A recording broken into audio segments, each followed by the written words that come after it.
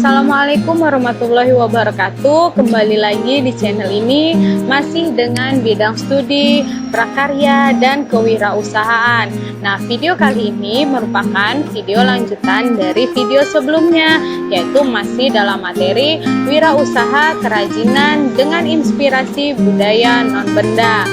Nah, yang akan dibahas kali ini adalah perencanaan usaha kerajinan dengan inspirasi budaya non-benda. Nah, budaya tradisional sebagai sumber inspirasi.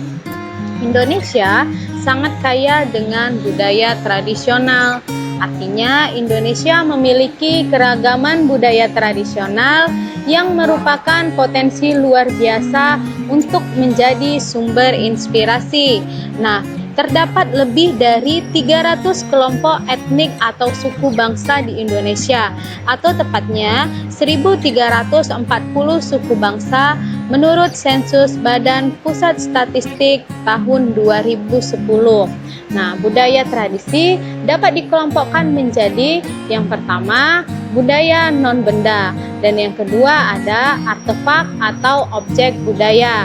Nah, setiap jenis budaya tradisi baik non-benda maupun artefak atau objek budaya dapat menjadi sumber inspirasi untuk dikembangkan menjadi produk kerajinan. Nah, kemudian di sini ada bagannya. Nah, budaya tradisional tadi sudah dikatakan sebelumnya dibagi atau dikelompokkan menjadi dua. Yang pertama, budaya non-benda, itu contohnya berupa pantun, cerita rakyat, tarian, upacara adat, dan lain-lain. Nah, di sini ada gambar dari tarian daerah. Nah, kemudian ada gambar dari pertunjukan wayang. Nah, kemudian yang kedua adalah artefak atau objek budaya.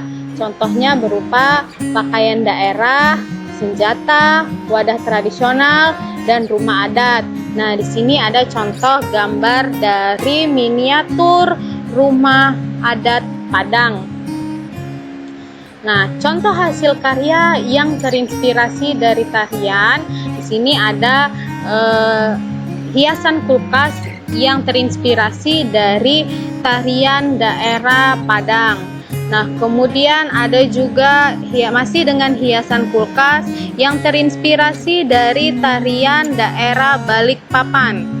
Nah, kemudian di sini juga ada contoh hasil karya yang terinspirasi dari kegiatan daerah. Bisa dari kegiatan warga setempatnya. Nah, di sini ada gambar dari kegiatan orang membajak sawah dengan masih menggunakan bantuan dari kerbau. Nah, di sebelahnya ini, di sini ada miniatur logam.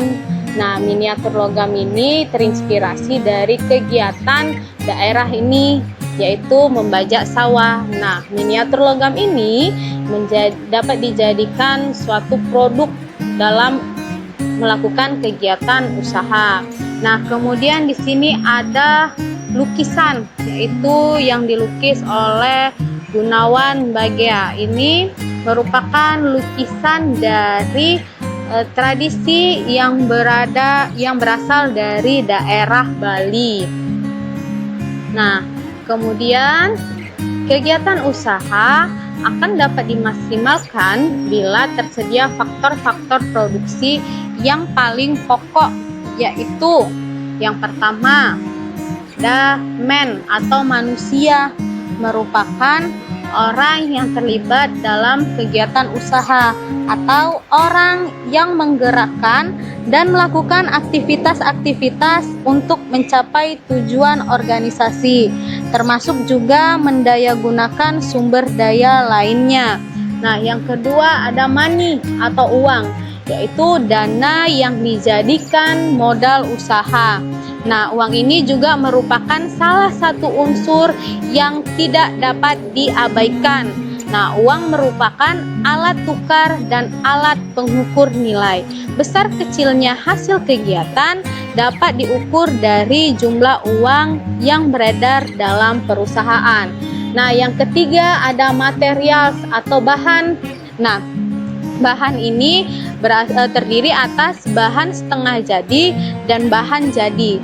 Dalam dunia usaha, untuk mencapai hasil lebih baik, selain manusia yang ahli di dalam bidangnya, juga harus dapat menggunakan material sebagai salah satu sarana.